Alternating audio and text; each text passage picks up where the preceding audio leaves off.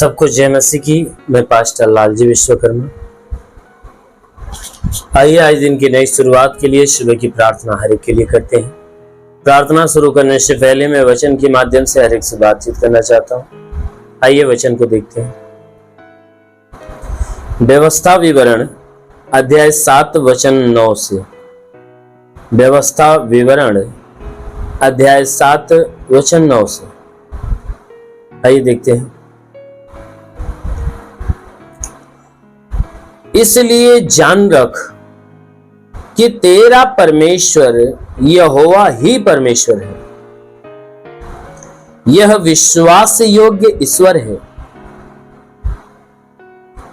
जो उससे प्रेम रखते हैं और उसकी आज्ञाएं मानते हैं। उनके साथ 1000 पीढ़ी तक अपनी वाचा का पालन करता है और उन पर करुणा करता रहता है। हालेलुया। मेरे प्यारे भाई बहनों, यहां परमेश्वर का वचन हमें बताता है। परमेश्वर का वचन कहता है कि इसलिए जान रख कि तेरा परमेश्वर यहोवा ही परमेश्वर है। परमेश्वर का वचन कहता है, हे मनुष्य की संतान, इस बात को तुम जान ले कि तुम्हारा परमेश्वर कोई और नहीं, तुम्हारा परमेश्वर है तो सिर्फ वो परमेश्वर है जिसने पूरी कायनात को बना दिया। कहता तेरा केवल वही परमेश्वर जो यहोवा है, जिसने पूरी सृष्टि को रचा है, कहता वही तुम्हारा परमेश्वर है। उसके अलावा तुम्हारा कोई और परमेश्वर नहीं है। कहता है कि उसी ने सृष्टि बनाई, उसी ने आकाश और पृथ्वी को बनाया, सूर्य चंद्रमा, पृथ्वी पे जो कुछ है सब कुछ को बनाया। उसी ने तुम्हें तुम्हारे माँ के गर्भ में रचा है, तुम्हें सांसें दिया, तुम्हें जीवन दिया, सब कुछ दिया। कहता है कि देखो यह विश्वास योग्य ईश्वर है। वो परमेश्वर विश्वास योग्य यानी विश्वास करने लायक परमेश्वर है। क्यों? क्योंकि बाइबल बताती है कि जो कोई इस पर विश्वास करता वह कभी लज्जित नहीं होता है। इसलिए वचन कहता है कि वह विश्वास योग्य ईश्वर है जो उससे प्रेम रखते हैं और उसकी आज्ञाएं मानते हैं। उसके साथ वह 1000 पीढ़ी तक अपनी वाचा का पालन करता है।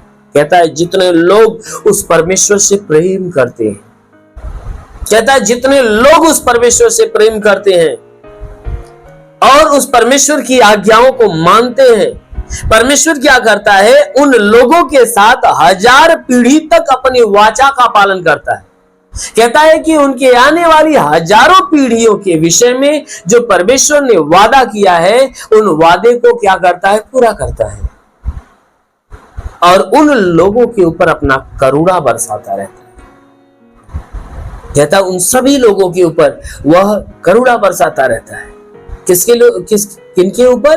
कि जो कोई परमेश्वर से प्यार करता है, परमेश्वर से प्रेम रखता है और परमेश्वर की आज्ञा को मानता है।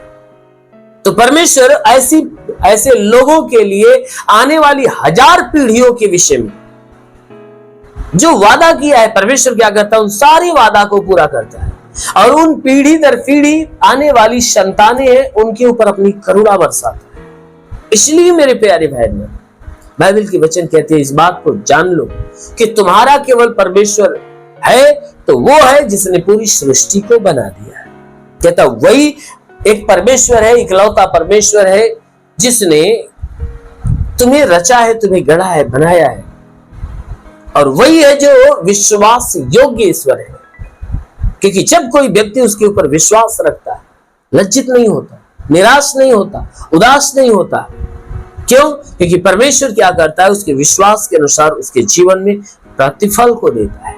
इसलिए मेरे प्यारे भाई, यदि आप भी चाहते हो कि परमेश्वर आपके ऊपर अपनी करुणा बरसाए, अपनी दया को बरसाए, तो जरूर है कि उस परमेश्वर के ऊपर विश्वास रखिए, अपना प्रेम उस परमेश्वर के ऊपर प्रकट करिए, उस परमेश्वर की आज्ञाओं को मानिए। क्योंकि जो वो कहता है कि बुरे जीवन को त्याग दे और भले जीवन को ग्रहण कर, तो जब आप इस आज्ञा को ग्रहण करोगे तो अवश्य है कि वह स्वर्ग में बैठा परमेश्वर आपके ऊपर दृष्टि डालेगा और आपके ऊपर दया करेगा और आपके सारे पापों को क्षमा करेगा और अनंत काल के जीवन की आशीष आपके जीवन में देगा और अपनी करुणा सदैव आपके ऊपर बनाए रखेगा।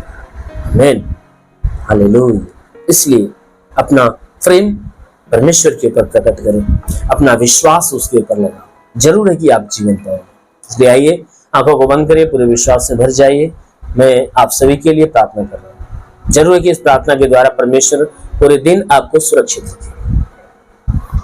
धन्यवाद करता हूँ मेरे प्रभु परमेश्वर, सृष्टि के मालिक, धरती पे अन्न उपजाने वाले पिता, मैं तेरा धन्यवाद करता हूँ। जगत के पालनहार परमेश्वर, मैं तेरा धन्यवाद करता प्रभु। आपसे विनती प्रार्थना करता पिता, अपने पवित्र तेजस्वी सामर्थ्य बलवंत हाथों को नीचे बढ़ा ताकि जितने लोग इस प्रार्थना को रिसीव करें प्रभु, हे परमेश्वर, उनका जीवन तेरे आशीष के द्वारा भरने पाए प्रभु। उन्हें पूरी रीति से आशीषित कर।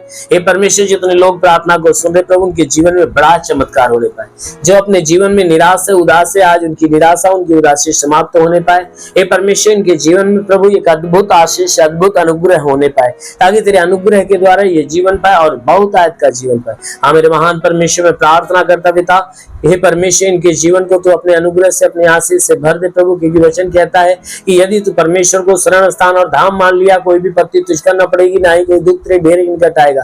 परमेश्वर यहोवा अपने स्वर्गदूतों को तेरे निमित्त आज्ञा देगा, तू जहां कहीं जाए तेरी रक्षा करे। महान परमेश्वर, मैं प्रार्थना करता अपने दूतों को उनके लिए आज्ञा दे कि स्वर्गदूत इनके प्राणों की रक्षा करे, इनके जीवन की रक्षा, इनके शरीर की रक्षा करे। शरीर से हर दुख, हर तकलीफ, हर बीमारियां बिल्कुल बाहर निकलने पाए।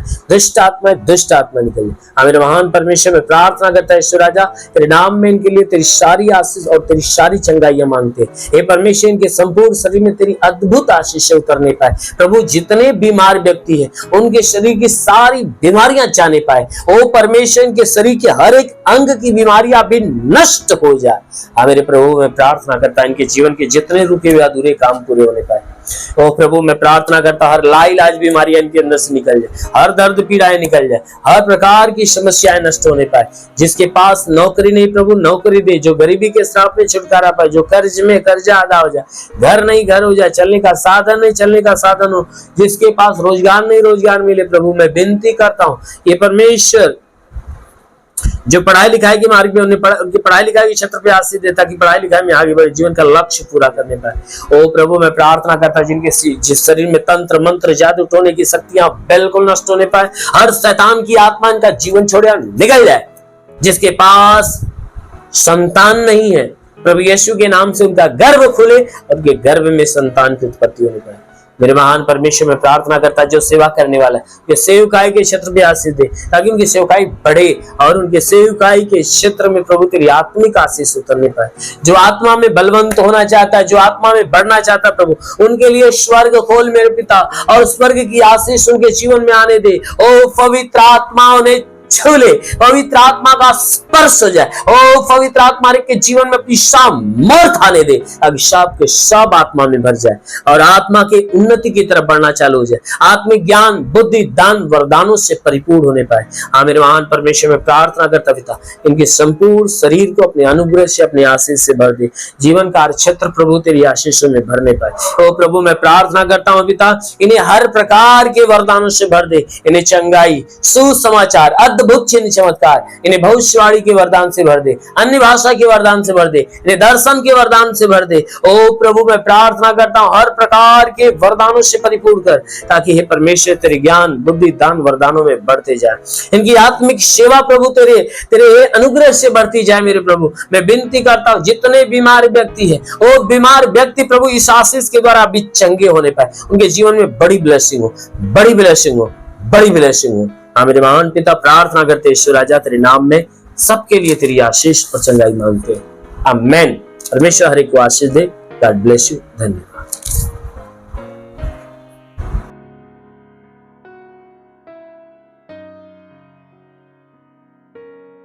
इस वीडियो को लाइक करें, हमारे चैनल को सब्सक्राइब कर बेल आइकन जरूर प्रेस करें हमारी लेटेस्ट वीडियो सबसे पहले देखने के लिए।